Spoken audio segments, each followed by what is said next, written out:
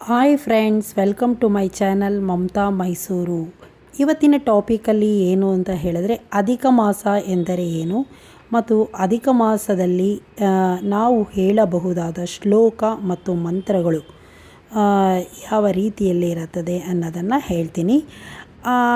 ಅಂದರೆ ಅಧಿಕ ಮಾಸ ಎಂದರೆ ಇಂದು ಚಂದ್ರಮಾನ ಕ್ಯಾಲೆಂಡರ್ನಲ್ಲಿ ಸೌರಮಾನ ವರ್ಷದೊಂದಿಗೆ ಹೊಂದಾಣಿಕೆಯನ್ನು ಮಾಡಲು ಪ್ರತಿ 3 ವರ್ಷಗಳಿಗೊಮ್ಮೆ ಸುಮಾರು 32 ತಿಂಗಳು 16 ದಿನಗಳಿಗೊಮ್ಮೆ ಸೇರಿಸಲಾಗುವಂಥ ಹೆಚ್ಚುವರಿ ತಿಂಗಳು. ಇದನ್ನು ಮಲಮಾಸ ಅಥವಾ ಪುರುಷೋತ್ತಮ ಮಾಸ ಎಂದು ಸಹ ಕರೆಯುತ್ತಾರೆ. ಈ ಸಮಯದಲ್ಲಿ ಸೂರ್ಯನು ಯಾವುದೇ ರಾಶಿಯನ್ನು ಪ್ರವೇಶಿಸುವುದಿಲ್ಲ.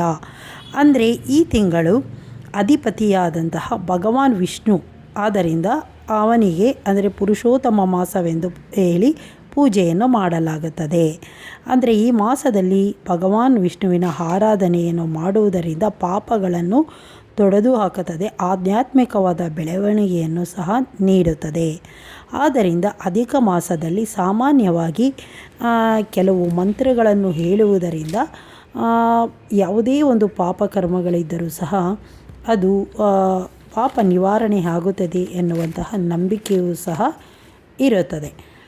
ಅಂದರೆ ಭಗವಾನ್ ವಿಷ್ಣುವು ಸಾಮಾನ್ಯವಾಗಿ ಈ ತಿಂಗಳ ಅಧಿಪತಿಯಾಗಿಯೂ ಇರುತ್ತಾನೆ ಎಂದು ಸಹ ಹೇಳಬಹುದು.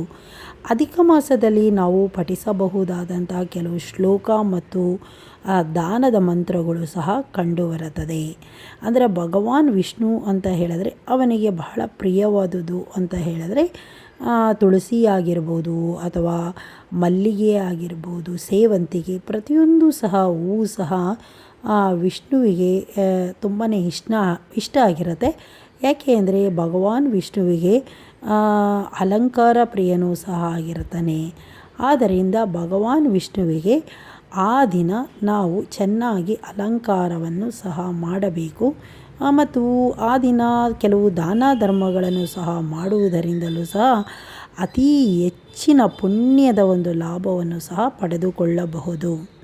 ಆದ್ದರಿಂದ ಆ ದಿನ ಎಲ್ಲರೂ ಸಹ ಅಧಿಕ ಮಾಸ ಅಂದರೆ ಅಧಿಕ ಮಾಸದ ತಿಂಗಳು ಮತ್ತು ಆ ತಿಂಗಳಿನಲ್ಲಿ ನಾವು ಮಾಡಬಹುದಾದಂಥ ಪಠಿಸಬಹುದಾದಂಥ ಕೆಲವು ಮಂತ್ರಗಳು ಸಹ ಬಹಳ ಮುಖ್ಯವಾಗಿರುತ್ತದೆ.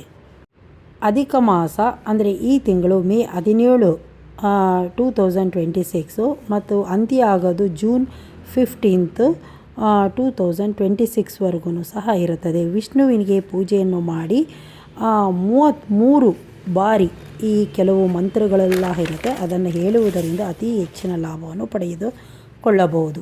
ಅಂದರೆ ಗೋವರ್ಧನಂ ಧರಂ ವಂದೇ ಗೋಪಾಲಂ ಗೋಪರೂಪಿಣಂ ಗೋಕುಲೋತ್ಸವಮಿ ಶಶಾನಂ ಗೋವಿಂದಂ ಗೋಪಿಕಾ ಪ್ರಿಯ ಅಂತ ಹೇಳಬೇಕು. ಹಾಗೆ ವಂದೇ ನವಘನ ಶ್ಯಾಮಂ ದ್ವಿಭುಜಂ ಮುರಳೀಧರ ಪೀತಾಂಬರಧರಂ ದೇವಂ ಶಾರದಂ ಪುರುಷೋತ್ತಮಂ ಅಂತ ಹೇಳುವುದರಿಂದ ಈ ಮಂತ್ರವು ಅತೀ ಹೆಚ್ಚಿನ ರೀತಿಯಲ್ಲಿ ವಿಷ್ಣುವಿಗೆ ಪ್ರಿಯವಾದಂತಹ ಮಂತ್ರವೂ ಸಹ ಆಗಿರುತ್ತದೆ. ಅಂದರೆ ಈ ಮಂತ್ರವನ್ನು ಹೇಳುವುದರಿಂದ ಅತಿ ಹೆಚ್ಚಿನ ಪುಣ್ಯವನ್ನು ಸಹ ಪಡೆದುಕೊಳ್ಳಬಹುದು. ಇನ್ನೊಂದು ಅಪೂಪ ದಾನ ಮಂತ್ರ ಅಂತಲೂ ಸಹ ಬರುತ್ತದೆ. ಅನಿಸೆ ಉಂಡೆ ಅಥವಾ ಕಜ್ಜಾಯವನ್ನು ದಾನವನ್ನು ಮಾಡುವಾಗ ಹೇಳುವಂತಹ ಮಂತ್ರ.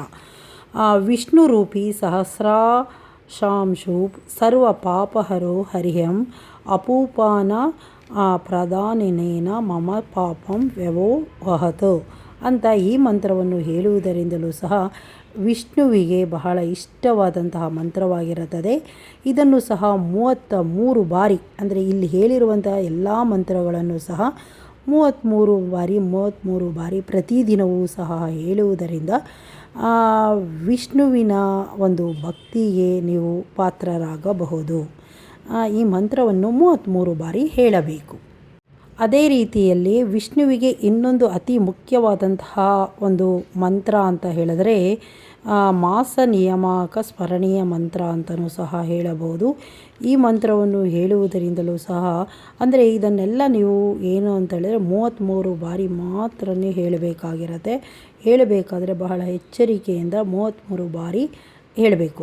ಅದು ಮಾಸ ನಿಯಾಮಕ ಸ್ಮರಣೆ ಯಾವುದು ಅಂದರೆ ಓಂ ನಮೋ ಭಗವತೆ ಪುರುಷೋತ್ತಮ ಮಾಯ ನಮಃಂ ಅಂತ 33 ಬಾರಿ ಹೇಳುವುದರಿಂದ ಈ ನಾನು ಹೇಳಿದಂಥ ಎಲ್ಲ ಮಂತ್ರಗಳು ಸಹ ಶ್ಲೋಕಗಳು ಅಧಿಕ ಮಾಸದಲ್ಲಿ ಬಹಳ ಶ್ರೇಷ್ಠವಾದ ಮಂತ್ರಗಳಾಗಿರುತ್ತೆ. 33 ಬಾರಿ ಹೇಳಬೇಕು. ವಿಡಿಯೋ ನೋಡ್ತಾ ಇರುವಂಥ ಪ್ರತಿಯೊಬ್ಬರಿಗೂ ತುಂಬಾ ಥ್ಯಾಂಕ್ಸ್ ಅಂತ ಹೇಳ್ತೀನಿ. ಯಾಕೆ ಅಂತ ಹೇಳಿದ್ರೆ ವಿಡಿಯೋನ ನೋಡಿ, ಶೇರ್ ಮಾಡಿ, ಕಮೆಂಟ್ ಮಾಡಿ, ಹಾಗೆ ಸಬ್ಸ್ಕ್ರೈಬ್ನೂ ಸಹ ಮಾಡಿಕೊಳ್ಳಿ. ಅಧಿಕ ಮಾಸ ಬಹಳ ಮುಖ್ಯವಾದಂತಹ ಮಾಸವಾಗಿರುತ್ತದೆ.